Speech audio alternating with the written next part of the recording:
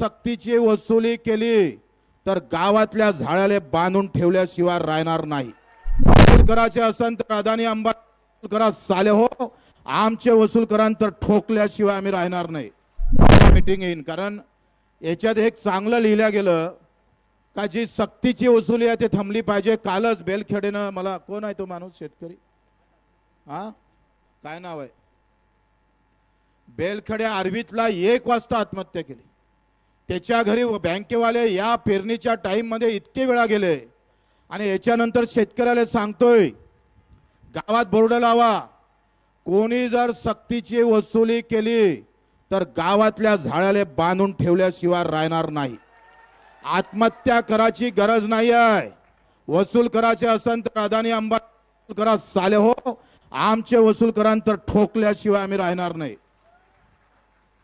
प्रत्येक गावात बोर्ड लावू आपण। म्हणून कर्ज अंगावर आहे म्हणून मरायचं नाही।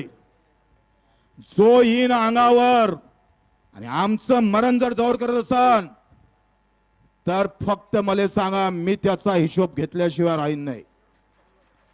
आणि म्हणून येत्या 8 दिवसाच्या आत वसुलीची अट रद्द करणे, सक्तीची वसुली थांबवणे आणि जे थकीत कर्जदार आहे त्याला नवीन कर्ज देण्याची व्यवस्था करणे, या 2 गोष्टी 8 दिवसाच्या आत झाल्या पाहिजे।